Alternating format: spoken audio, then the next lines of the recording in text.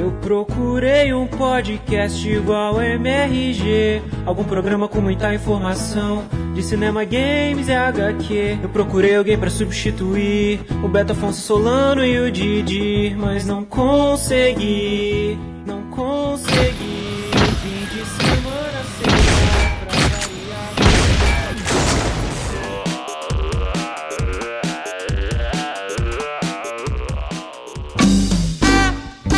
Bom dia! Boa tarde! Boa noite! Estamos começando mais um Matando Robô Gigante. Blá, blá, blá! Tá bom. Eu sou o Beto Estrada e estou aqui com... Afonso Historinha Solano. E diretamente de Brasília... Urtigão. Opa! Caramba, esse é o seu novo pseudônimo? Pensei num apelido legal, Urtigão. É um apelido maneiro. Urtigão. Didi Urtigão. É, aí chama Urtigão pra jogar bola. Por que tu dá coceira nos outros? É, também. É isso, Urtigão? É Urtiga? Urtiga é uma planta, né? Não sei, esse nome veio na minha cabeça, Urtigão. Urtigão era um desenho da Disney, lembra? Que tinha um velho, todo barbado de branco, assim, que tinha uma... Ele tinha uma espingarda. É, Urtigão. Urtigão? Caralho. Sabia não? Digitem aí no Google aí. Ah, é verdade. Caraca, vou e digitar vocês agora. Vão ver o Urtigão. Urtigão? Ele era os quadrinhos. Tinha os quadrinhos do Urtigão que vendiam tinha nas mesmo, bancas. Cara. É, pô. Vocês... Nossa, Beto. Lembra do Urtigão? Caraca, que memória, maluco. Que lembrança. Porra, realmente é. Então, deve ser isso, né? Porque ele é... tanto que o título ali, o nome dele tem um monte de espinhozinhos e tal, como se fosse uma urtiga mesmo. Como se fosse uma planta que dá... Caraca, que legal, cara. Que dá uma coceirinha. Será que ele tem urtigão porque ele tem uma coceirinha na barba? Não, é porque ele mora no Brejo das Urtigas. Pô. Ah, mas tu sabe toda... Que fica lá em Patópolis. Mas por que você sabe a mitologia do urtigão? O Roberto tá cheirando cocaína, esse filho da puta. Ele lembra de tudo, caralho. Caramba, Beto. É porque eu tinha muito daqueles quadrinhos. Vocês lembram o quanto eu tinha de quadrinho, né? E eu comprava muito quadrinho do Urtigão. Eu gostava desse personagem. Ele morava em Patópolis. A gente lembra, teus vizinhos lembram de todos os quadrinhos. Não, é que eu falo vocês por causa do Afonso, porque no fim das contas tudo terminou na casa do Afonso. O Diogo fala dos vizinhos, porque, ouvintes, o Beto não tinha mais lugar onde colocar os quadrinhos dele. Então ele botava no corredor do prédio. E era isso. Cara, os quadrinhos desciam pela escada da casa dele. Ia descendo assim da escada. E sem sacanagem, eram pilhas de quadrinhos gigantes descendo pela escada. Não, e quem tá ouvindo deve estar achando que vocês estão zoando, mas é verdade, assim, Não, era isso. Não é. Não, era bem isso. É tipo o prédio Seinfeld, assim, de uma sitcom, né? E o Beto é o...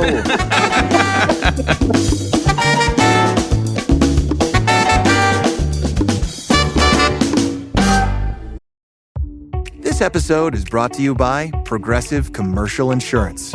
Trucking is a big job, so Progressive is proud to offer truckers the coverage they need and discounts to help them save. Quote truck insurance in as little as 8 minutes at progressivecommercial.com.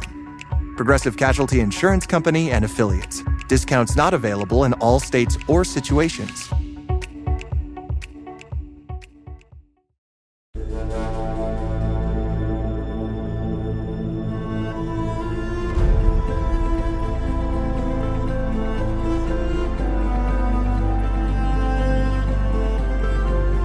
Senhoras e senhores, amigos, o videogame nunca para de nos surpreender, nunca para de nos contar histórias e às vezes para de nos dar joguinhos, né? Às vezes. Então estamos aqui hoje reunidos para debater uma pergunta simples, Afonso Solano. Didi Braguinha, remeto a você. Será que os videogames de hoje em dia têm história demais ou tem gameplay de menos? Opa, as duas coisas dão no mesmo lugar, de certa maneira, né? Mas fica aí o questionamento. Pois é, brincadeiras à parte, eu não sei vocês, mas tem jogos que me cansam. Porque tem muita coisa pra ler. Aí você vai me chamar, ai, você é um idiota, não sei o que, não sei o que lá. Caralho, eu vim aqui pra jogar.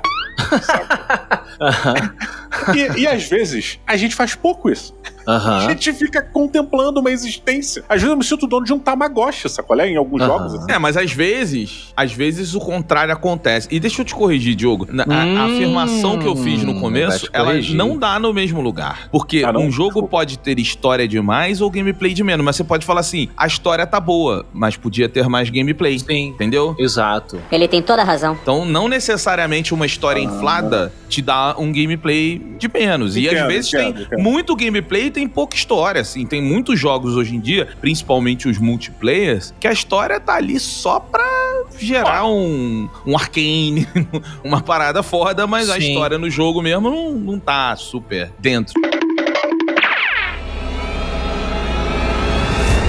Olha, eu vou trazer aqui um exemplo de uma série de jogos que prioriza a história com um gameplay, eu diria que mínimo. Eu gostaria que o gameplay fosse um pouco mais rico, mas em alguns capítulos dessa antologia, Beto, você que tá sentindo a coceira, já sabe o que é. Gosto Alguns muito. capítulos dessa antologia eu fui levando com aquela jogabilidade mínima porque eu realmente queria saber os finais, que é a antologia do Dark Pictures.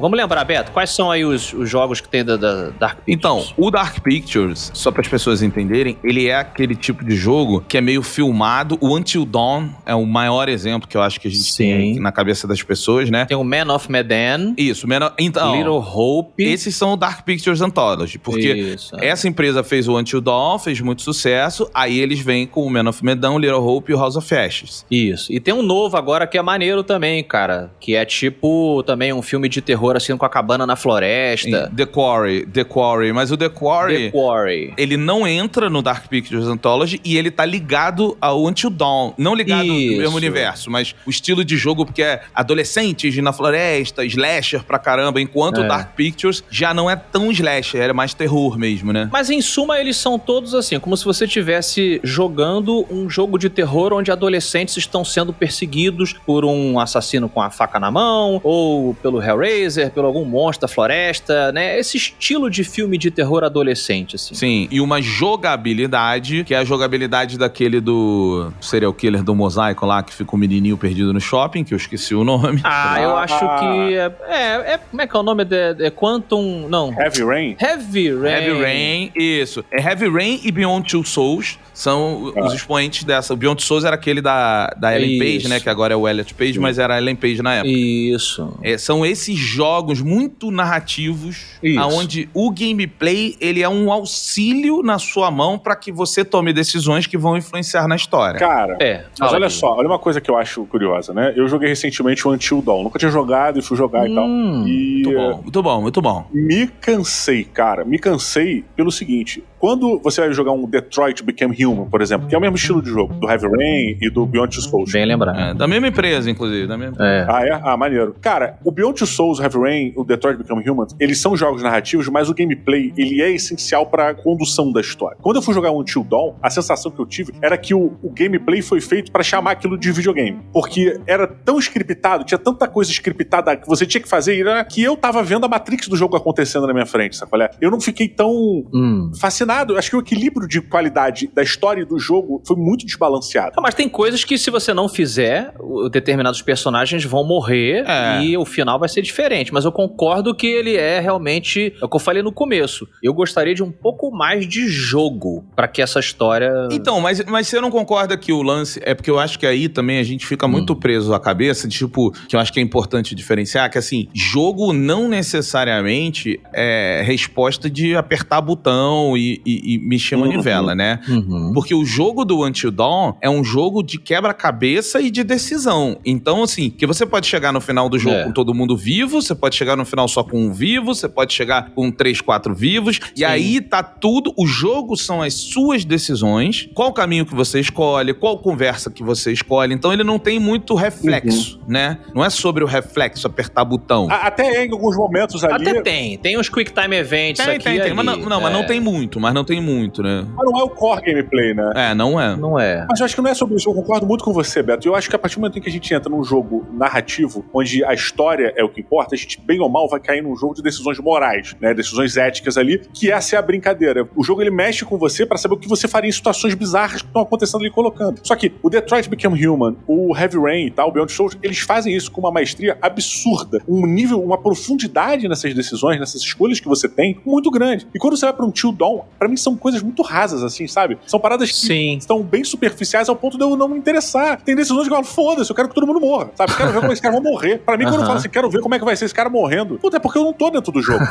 Sabe? Eu não... Sim. Às vezes, foi o único que eu joguei, né, dessa antologia que vocês falaram, e eu não me apegava aos personagens, eu não me apegava àquelas histórias. As minhas decisões morais, o meu gameplay moral e ético ali, ele não ia, cara. Que foda-se, sabe qual é? Eu um filme merda. Então, mas aí, Diogo, aí é uma coisa que talvez a narrativa não tenha te pego. Então, talvez não é que não tenha muito jogo. Não é o gameplay aí, nesse exemplo que você mas deu. Eles são feitos, mas a proposta são coisas diferentes, né? Se você pegar a temática do Heavy Rain, ela é uma temática absurdamente profunda. Absurdamente. Você vai por uma viagem emocional, viagem moral, viagem ética, que não chega nem perto, cara, no de zumbi, no Until Dawn. Mas são propostas diferentes, é o que eu falei. Exato. Eles não têm como chegar nesse mesmo nível de profundidade. Cara, mas é o que eu tô falando.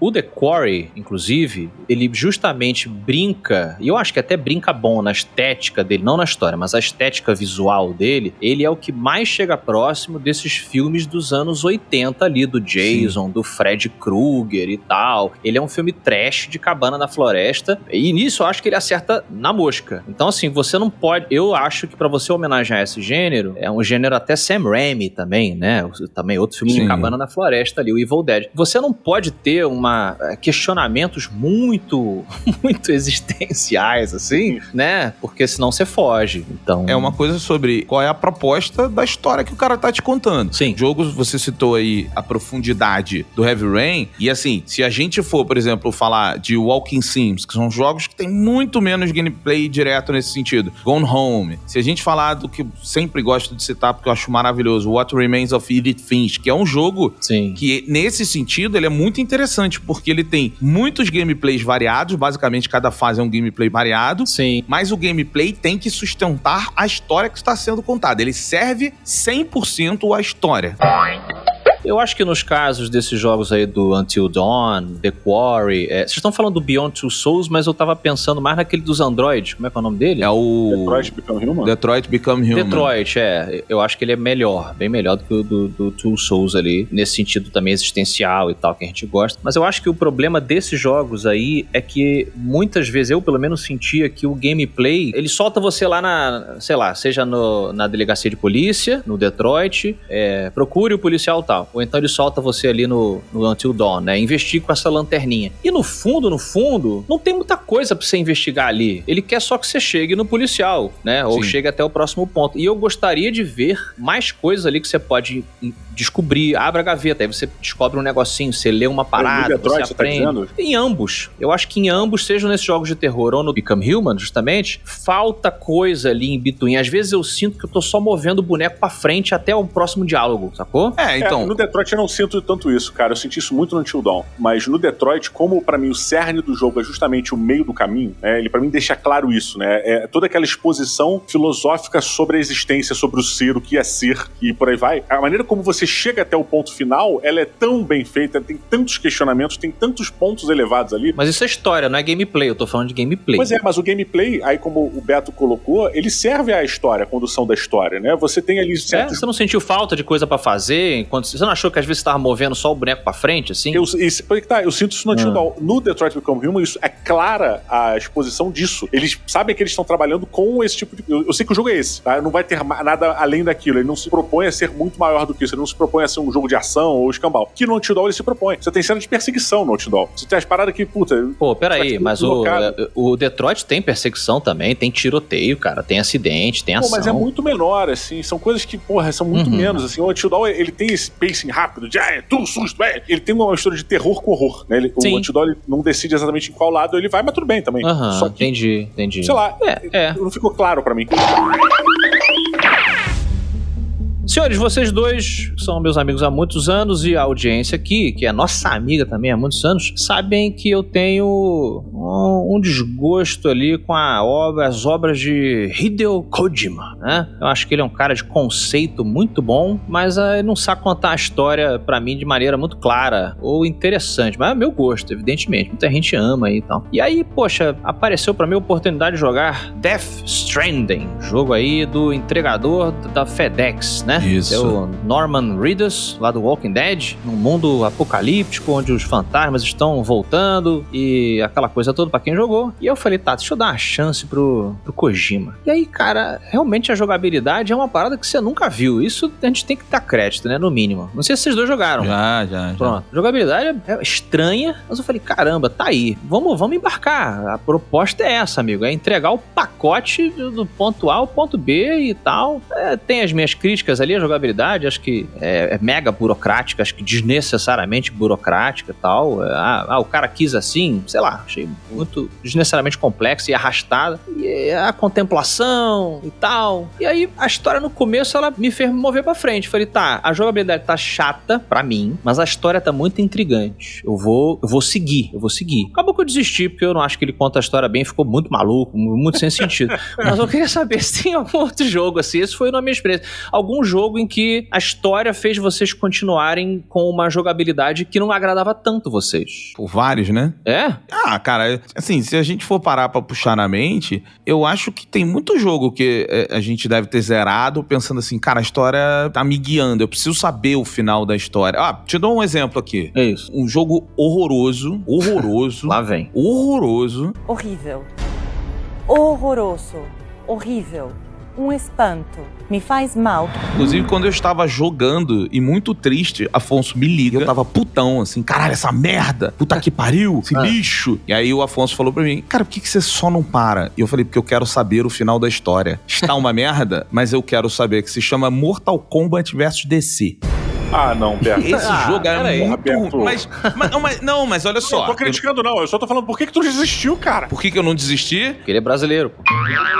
Porque eu queria saber o final da história, Diogo. É tão merda, tão inusitado, que você fala, cara, eu preciso saber como é que você vai terminar de me contar. É um jogo de luta, Beto. Ninguém se importa, cara. Não, discordo de você. Você vai ter um monte de fã agora. Se importa assim. Discordo de você, porque olha só, vou botar um outro lado, então. Vou botar um outro lado. O jogo tá falando de jogo de luta, então vamos falar de Mortal Kombat, onde Afonso faz parte de um grande número de pessoas que não tem paciência para jogo de luta, mas senta no YouTube na hora do almoço e bota lá, Mortal Kombat 11, história completa. E cara, fica vendo que nem um filme. Eu sei, eu tô ligado. Eu vou te falar, mas peraí, calma, deixa eu tentar defender aqui, hein, Didi.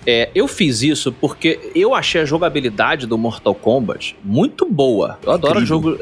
Eu assim, tenho história com jogo de luta, mas eu confesso que não é uma parada que eu boto pra jogar. Eu joguei muito quando eu era adolescente e tal, eu não tenho muita paciência pra jogo de luta. Acho que é porque eu não sou um cara competitivo, aí me cansa aquela porra ali e tal. Peraí, tu não é um competitivo? Não sou um cara competitivo. Cara, tu inventou o teu próprio apelido. Você se chama de rei dos escritores. Eu não. Não, senhor. Não, senhor. Foi você e o Beto aqui que me apelidaram. Porque você pagou a gente pra fazer isso. Porque você pagou, você pediu pra gente chamar assim, porque isso ia ser bom marketing. Não, peraí. Caralho! Não, olha aí. Corta aí, Creuza. Mas então, quando eu cheguei na metade do jogo, eu falei assim, cara, já me cansou jogar, não porque é ruim, mas porque eu não ligo tanto pra jogos de luta, mas essa história é tão filme B, né, a gente falou na época, é tipo um Senhor dos Anéis B, né, eu falei, cara, eu preciso ver. Aí eu fui, peguei o meu almoço, falei, vou ver no YouTube, tem lá, a galera faz uma compilação da história toda do Mortal Kombat. São tipo 3 horas de CGI, é muito longo, muito longo, assim, e é legal pra caralho. Pra caralho, sério? É muito legal. Cara, pra caralho, assim. Eu acho que valia Netflix fazer um bem bolado e botar lá como uma minissérie de 3 episódios. É melhor do que qualquer filme do Mortal Kombat. Até do primeiro, que é um filme divertido pra caramba. É difícil também, né, cara? Não, mas é que as pessoas, elas tentam reinventar a roda. E quem quer que tenha escrito o roteiro desses novos Mortal Kombat, né, que acho que começou a partir do 9, não é, Beto? Acho que do 9 que ele embarcou nessa nova jornada. Ele volta na história. Tal. Caralho, o jogo é uma mitologia muito divertida, maluca pra caralho, mas consistente, cara. As coisas têm um porquê, e os reinos, e as traições, é tipo um Game of Thrones com o UFC. É muito louco, cara. É muito louco. É legal. Olha, eu não lembro nenhum jogo agora de cabeça que me guiou pela história, assim. E que a jogabilidade seja ruim, porque eu quito logo, cara. Puta, eu não consigo, né? Eu me perco, o jogo me desmotiva, eu paro de jogar. E não é uma coisa assim, vou parar. Eu simplesmente não tenho mais vontade de ir. E eu não paro pra pensar nisso. Falar, ai, droga, parei, vou parar. Não é uma decisão que eu paro pra pensar, boto no conselho familiar e falo, pessoal, preciso botar aqui. Mas tem um jogo, cara, que ele sofreu pela falta de história e uma jogabilidade maravilhosa, e depois no segundo ele fez o inverso, que foi o Titanfall, cara. O Titanfall, não sei se vocês lembram. Sim. No primeiro, ele veio com aquela proposta de ser todo online. Então, a história do jogo seria contada através de partidas multiplayer. Só que ficou a lambança, cara. Ninguém acho que entendeu direito, tirando o Beto, provavelmente, que ele vai falar, não, tem sim, é muito fácil de entender, só ler os e-mails. Não, o primeiro não. Basta você entrar no Reddit, cara, que tá tudo lá, né? Ou pegar todos os livros que estão caídos ao lado dos titãs mortos no mapa 2. Tá tudo ali. Cara, ele bota esse multiplayer, que ele fica uma confusão. O jogo era delicioso, o gameplay era delicioso, mas a história ninguém entendia porra nenhuma. Você tava lá pra lutar com o mecha, né? Tu sentiu o Dylion, comandando o Dylion e tal, e era foda pro caralho. Um sci-fi genericão, Beto. Né? Um e o 2. Não, porra. Aí não. Aí tu tá errado. Eu acho que o 2 é genérico também. Tanto que no 2, eles tentam citar as coisas do 1, né? E é muito bom, porque no texto, você vê eles citando as coisas do 1 e tu fala assim, cara, você precisa me explicar, porque ninguém se importou com a história do 1. Não adianta citar, embutir aqui a narrativa, porque não vai. Mas eu concordo com o Afonso. É porque é um jogo muito legal e muito bem escrito. Vocês acharam genérico? Caralho, pra mim foi um dos melhores roteiros do ano. Reflita um segundo sobre o que você tá falando. Porque se você fizer isso, eu tenho certeza que você vai mudar de opinião sozinho. Mas olha só, Joe. Roteiro?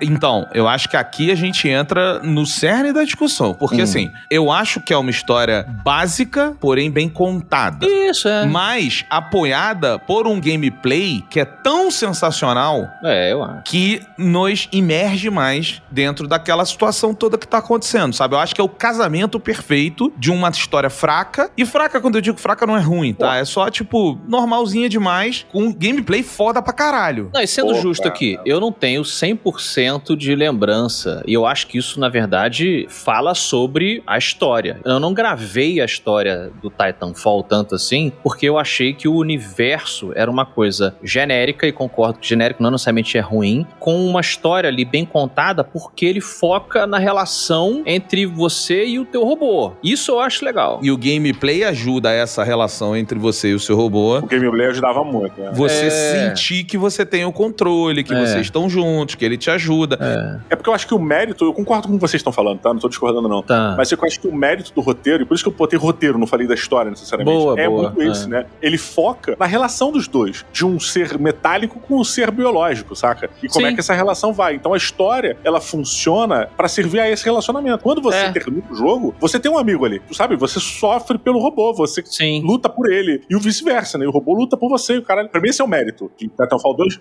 Eu concordo, eu acho que ele teria se beneficiado se o mundo, ele tivesse algum gancho mais interessante, sacou? Porque as duas coisas servem. Por exemplo, você tem o mundo do Duna, vamos falar de Duna aqui, né? O livro / filme e tal, é um mundo inacreditavelmente bem bolado, né? A mitologia toda, os planetas, aquela coisa que a gente curte pra caralho. Agora, a história principal, ela também é boa. Você compra o barulho do Atreus, da galera toda, a família, caralho. Atreides, né? Falei Atreus é da História Sem Fim, porra. História Sem Fim. Atreides, né? O Paul, e né, a mãe dele, o caralho, não sei o que e tal. Então, assim, é o casamento perfeito de uma obra memorável. Se a história principal fosse whatever, o mundo segura um pouquinho você ali. Ao mesmo tempo, a história do Titanfall, o roteiro, como você falou ali, ela é bacana, te segura, mas o mundo é meio, ok, né? É engraçado esses... Não, e assim, eu acho que a gente, já que a gente tá falando de história versus gameplay, a gente tem que ter a noção, assim, até falar pra quem tá ouvindo, é o seguinte, existem tipos de narrativa que você pode botar em caixinhas. É óbvio que nunca é sempre assim, mas, por exemplo, quando você fala que é uma narrativa forçada, que eu acho que é o Titanfall, a narrativa forçada no game design, ela é o quê? Você vai andar do ponto A ao ponto B, quando chegar no ponto B, eu vou parar, vou te contar uma historinha, talvez nesse caminho eu também faço os personagens conversarem pra você ter um pouquinho mais ali de bagagem. E beleza, acabou a historinha? Vamos agora do ponto C ao ponto D. E aí eu vou parar e vou te dar uma historinha. É uma narrativa forçada, que é diferente de uma narrativa emergente, que é aquela coisa onde você tá no mundo e você cria as suas histórias. O The Witcher é um belo exemplo disso.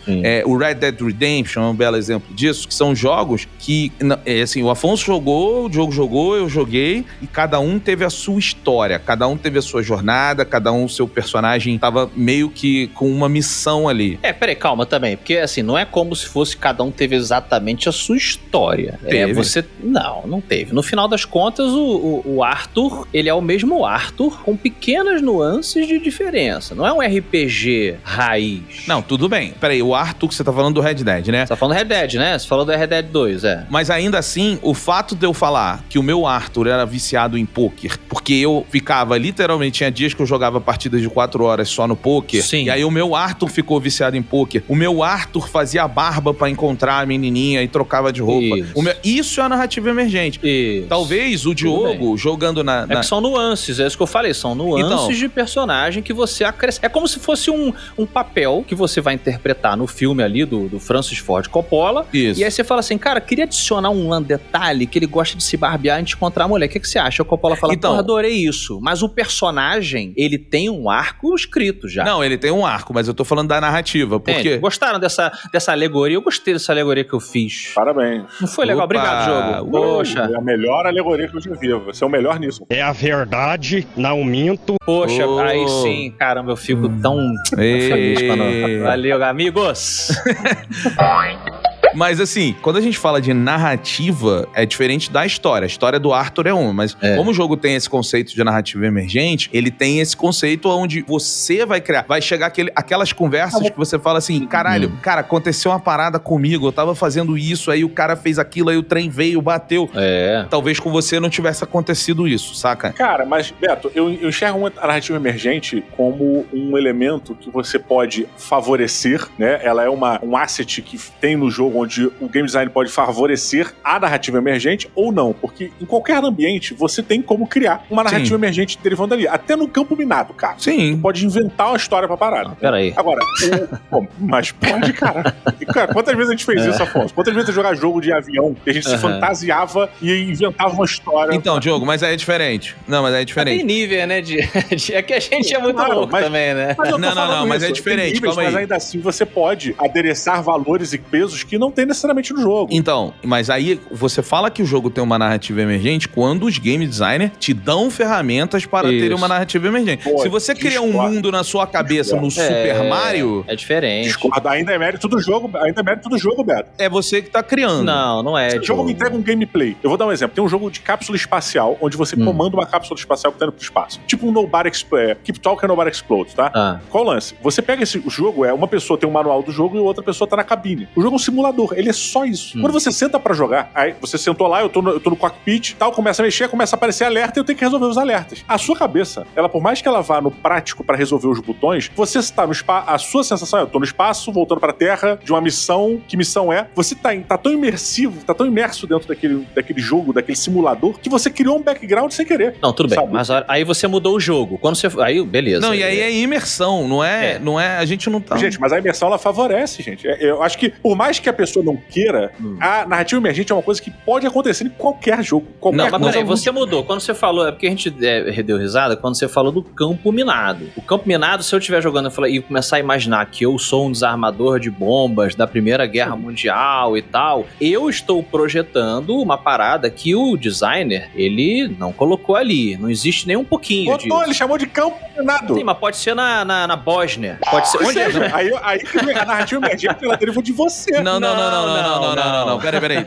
Deixa eu ir um pouquinho mais técnico. O que acontece é o seguinte, quando a gente fala de narrativa forçada, narrativa embutida, narrativa emergente, esses tipos de narrativa que você cria são narrativas ambientais que vão suportar a narrativa imersiva. Então pensa que narrativa imersiva, que é essa imersão que você tá falando, é uma coisa e o conceito de environmental narrative é diferente. Por quê? Porque ele entra com esses conceitos momentos de forçado, embutido. Por exemplo, Posso dar um exemplo o Afonso odeia. O Afonso odeia, mas ele não gosta e tem muita gente que ama, como eu. Lá vem. Dark Souls tem dentro da narrativa ambiental... Não, mas peraí. Tem dentro da narrativa ambiental uma narrativa emergente e, mais ainda, uma narrativa embutida, porque ele, em nenhum momento, ele para pra te contar a história, pra fazer nada. Se você quiser, você zera o jogo sem entender o que tá acontecendo. Se você quiser, você mergulha na parada. Se você quiser. A imersão, como essa narrativa ambiental falou com a narrativa imersiva, pro Afonso, zero. Não funcionou de jeito nenhum. Foi péssimo. Então, ele não teve nenhuma imersão naquele jogo, fora dele achar as outras coisas chatas. Entendi. Pra mim, foi maravilhoso. São essas diferenças, entendeu? Tem uma história que eu contei pra vocês no nosso saudoso episódio de Red Dead Redemption, que a gente recomenda, né? Que as pessoas procurem aí quando terminar esse episódio. Nossa resenha excelente do Red Dead Redemption 2. Tem a trilha sonora do jogo, trilha sonora de clássicos do Velho Oeste, tá muito foda. Que é uma coisa que talvez converse com isso que a gente tá falando, assim, que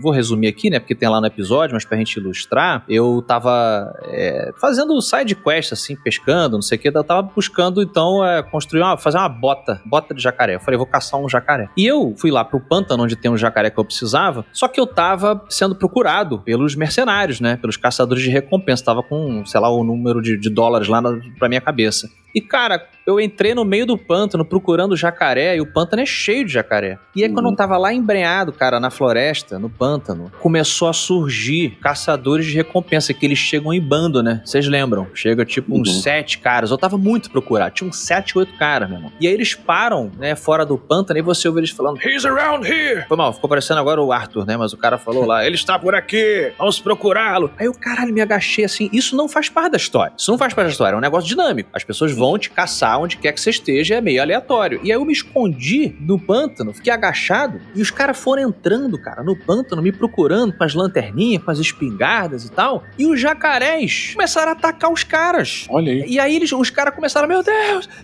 e começaram a lutar contra os jacarés matando os caras, e aí eu levantei com o meu rifle e comecei a atirar nos caras também. Então assim... E aí tu sentiu o Aquaman do Pantanal. Essa é a sua história emergente. Cara, o lance é o seguinte, o jogo, ele não preparou isso pra mim. Isso não era uma fase que os designers falam assim, vamos criar uma história onde o cara tá preso no pântano e os caras cercam... Não. Isso aconteceu, sacou? E só aconteceu pra mim. Pode ter acontecido, né, estatisticamente, com algumas poucas pessoas, mas assim, foi um feliz acidente, uma tempestade perfeita, como a gente às vezes comenta aqui no MRG, de vários elementos que criaram essa pequena historinha. E outras pessoas viveram outras histórias parecidas com situações. Isso que o Afonso descreveu é o jogo, o ambiente, ele descreveu 100% o que aconteceu. Isso. Ele não descreveu nenhuma percepção que ele teve em cima da parada. Ele descreveu exatamente o que aconteceu. Isso, Diogo, quando vocês falam narrativa emergente, o ambiente, ele proporcionou isso. Aí quando você fala assim, você se sentiu o Aquaman do Pantanal, isso já é a narrativa imersiva, que não é a narrativa emergente, que é gerado... Que deriva da emergente. Deriva da não quer dizer que é aquilo, que é gerado pela forma como... Não, beleza. Eu só tô diferenciando, porque quando você fala narrativa emergente, não é percepção de imersão. São coisas diferentes. Mas, beleza, ok. Só que você tá sendo, acho, muito restrito nisso. Quando a gente tá falando de coisas lúdicas, o jogo, ele é uma atividade lúdica, que demanda um processamento cerebral nosso pra entender o que aquilo está falando, o que aquilo tá acontecendo. E parte disso faz com que a gente precise ser aquele personagem na nossa cabeça pra interpretá-lo, né, de alguma forma. Quando você falou do Elden Ring, que você vai, executa as paradas e vai embora, você pode descrever uma ação de matar um boss? Eu falei do Souls, que o Elden Ring tem muita história. Souls, perdão. Tem muita história. É melhor contada. Você for lá com o teu boneco e matou o personagem. Não tem não tem nada criado. Agora, se você chegar e determina que o seu personagem só joga de lança, por exemplo, você já tá criando um background pra ele que vai gerar dentro do jogo ações que você precisa ter. Tipo, essa lança já não dá mais, precisa de uma lança melhor. E aí você vai começar a contar histórias dentro do jogo pra atender, satisfazer a sua necessidade dessa parada que tu criou, sacolé? Diogo, olha, eu discordo de você, mas eu vou tentar terminar com um exemplo melhor, só pra dizer no mundo polarizado que eu ganhei. O Afonso, Polarizado. quando ele vai, ele quer ficar forte, o Afonso quer ser o The Rock. E aí, a cabeça dele diz pra ele que ele vai ser o The Rock um dia. E aí, o que ele faz? Ele vai pra academia. A academia não é o que está proporcionando a ele o sonho inalcançável de ser o The Rock. Mas a academia, ela está dando as ferramentas que são os aparelhos que vão vão fazer ele acreditar que ele pode ser o The Rock. A academia e os aparelhos são a narrativa emergente. O sonho do Afonso é a narrativa imersiva. É isso. É isso. Eu não concordo. Não, mas não é concordar, querido. É tipo... assim, Diogo. Isso aí é... Você dizer que 1 mais 1 não é 2, porque você acredita que é 3. É o nome dado à ferramenta. Quando você vai desenvolver um jogo, vai assim, como é que a gente vai fazer? Ele vai ser forçado? Mas a ferramenta não funciona sozinho, Beto. É que tá. A parada não funciona sozinha. Não, mas isso é o nome da estética, você precisa ter um lúdico trabalhando em cima disso. Beleza, mas isso precisa funcionar dentro de um local. O local é a tua cabeça. Não, mas o que você tá... É porque não é uma questão de opinião que o Beto tá falando, entendeu? É o nome da técnica isso. Quando você fala assim, vamos desenvolver um jogo, vamos fazer ele narrativa emergente, vamos. Então precisamos, dentro desse jogo, colocar coisas que deem essa liberdade para que o jogador se imagine como ele quiser. Mas isso que nós estamos construindo vai ser uma base que vai dar a narrativa emergente dentro do nosso jogo. Como é que ele vai sonhar? Como é que ele vai se iludir? Como é que ele vai fazer isso tudo? É com ele. Mas é uma narrativa emergente.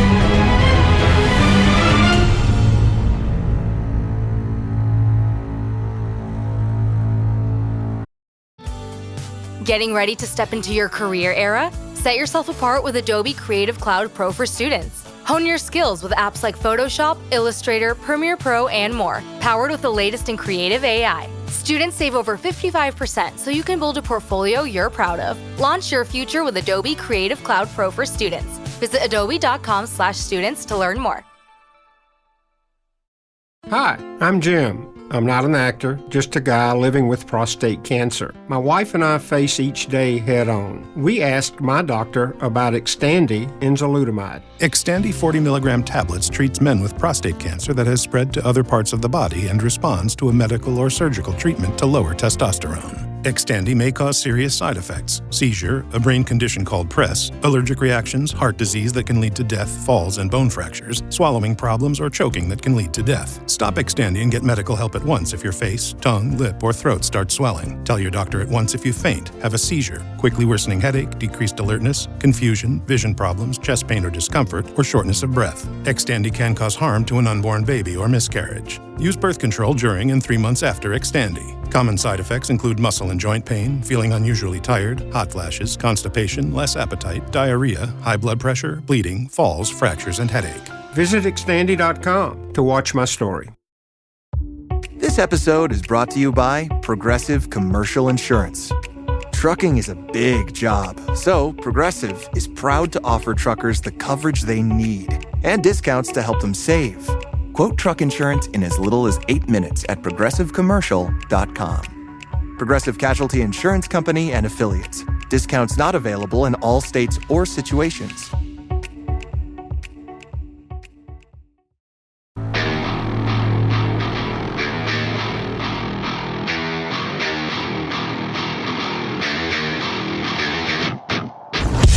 Um jogo que eu fiquei decepcionado comigo. Eu raramente fico decepcionado comigo, né, amigo? Você sabe. Mas nesse eu fiquei. Que foi...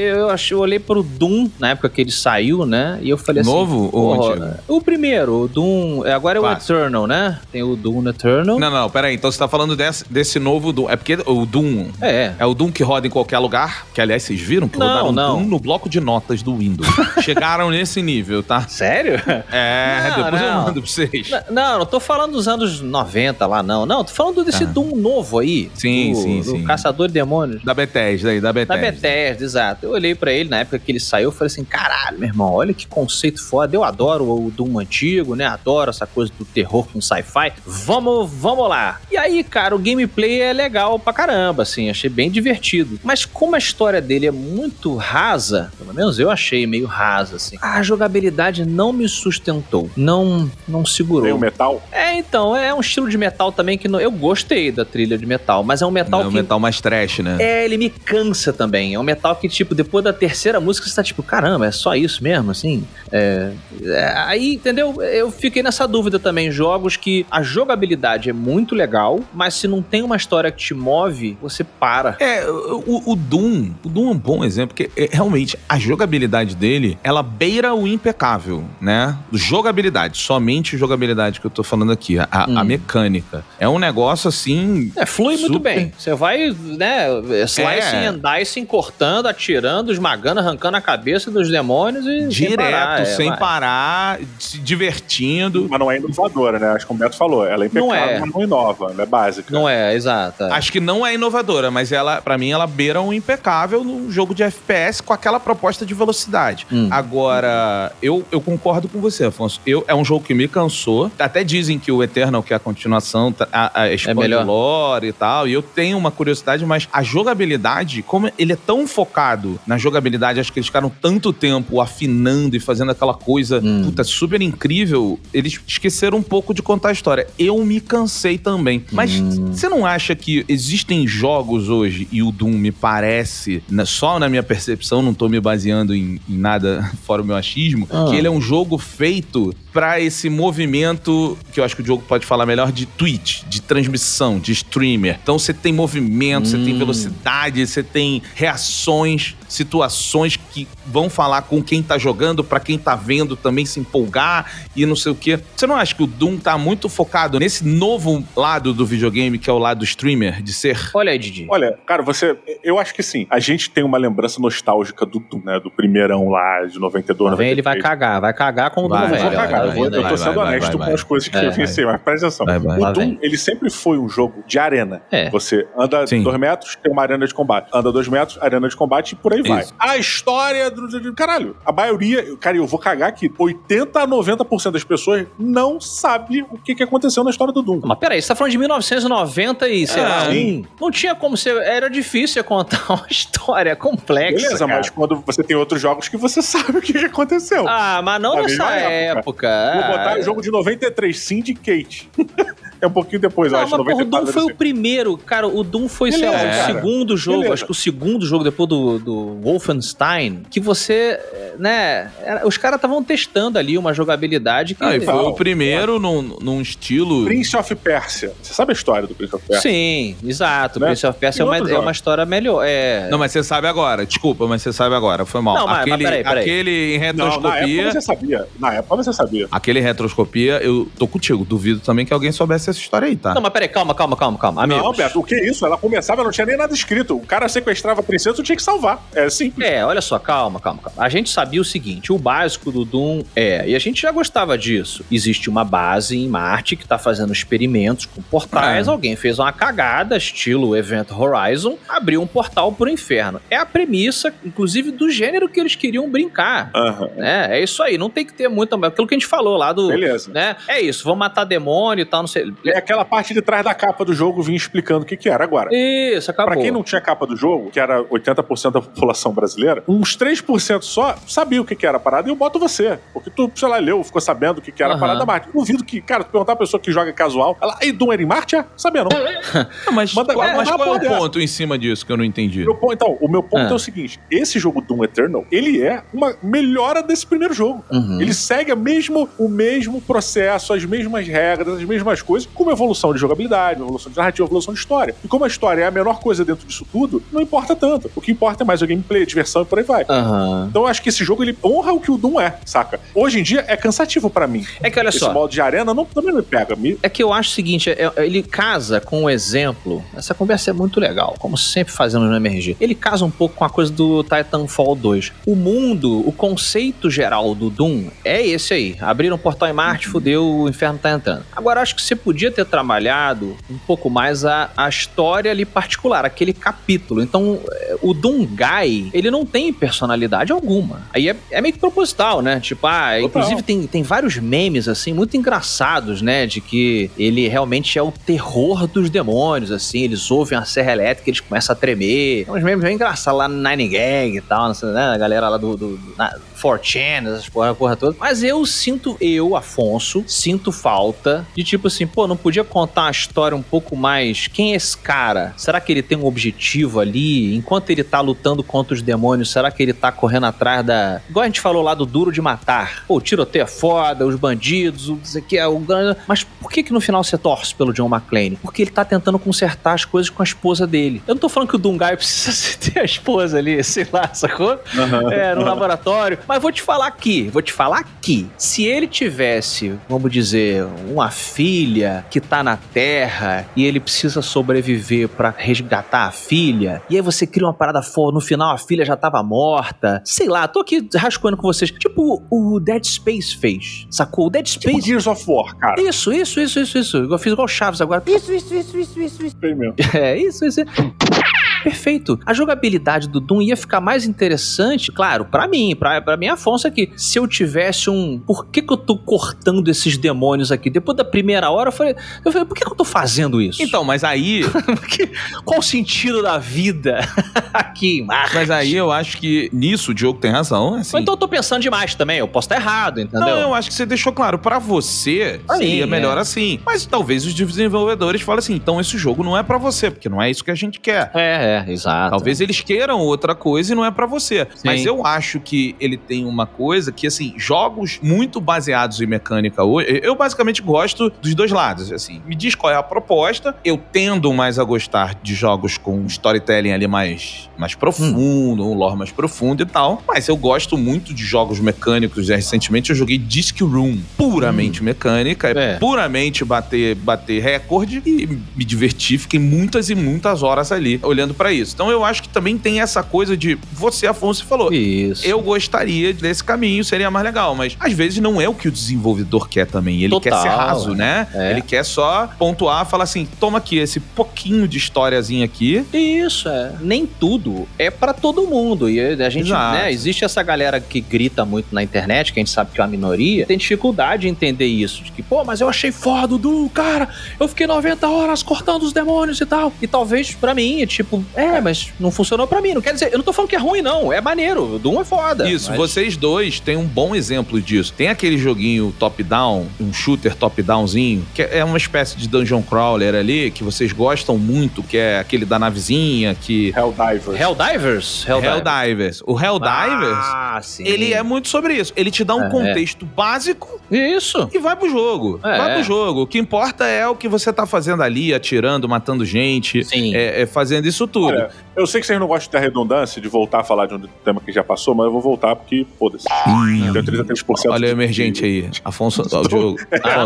O Diogo não conseguiu. O Diogo não conseguiu. Não, é porque, olha só, quando a gente tá falando de uma arena, ou de qualquer coisa arena, até mesmo do Helldivers, onde você tem um local e você vai matar as criaturas, né? Eu vou matar os demônios como eu quiser. O Afonso é um cara que gosta muito de pegar uma arena dessa, fazer a parada com a plástica tão magistral, com a beleza tão grande, a ponto dele salvar essas porra. Ele tem salva uma porrada de mortes, assim, né? Sequências de morte e tal nas arenas dele. Isso daí, a gente não entende que também é uma história que tá sendo contada a partir de um jogo, a partir de uma situação? Que só não tem aquele nome que... não é bem uma história, né? Não é uma narrativa que emergiu, que ela derivou do gameplay? Sim. Ele não tá nos contando algo que veio... Isso não é uma narrativa emergente? Não, mas é porque assim, jogo, calma. É porque assim... Mas ela tá dentro daquele lore. Aí ela aconteceu dentro daquele lore ali, aquela morte bonita. Mas não foi previsto. Isso, a maneira que você fez, ela não foi prevista pelos caras, mas foi planejada. Falou, vamos dar a liberdade dele fazer o que ele quiser. Sim. Nessa arena. Eu tô entendendo que você tá querendo puxar e dizer que o conceito é mais amplo. E pode ser, mas é aquela mesma coisa da gente entrar numa discussão hoje e categorizar um jogo. Falar assim, porra, Zelda Ocarina of Time, ele é um RPG? Não. Ele é um adventure. Mas ele não tem elementos de RPG? Tem. Então por que ele não é um RPG? Sabe? Tipo, é essa mesma coisa da gente querer categorizar tudo. E assim, só que quando você vai olhar estruturas de game design, GDDs e livros bastante de game design, você vai ver que existe um porquê de botar numa caixinha fechada e dizer que essa caixinha é o conceito de narrativa emergente, porque você precisa saber construir essa coisa. Então, quando você fala esse jogo... Você que tá querendo categorizar aí, caralho. Eu tô querendo expandir, você que tá trazendo... Não, eu estou dizendo que existe um porquê das coisas serem categorizadas. Sim.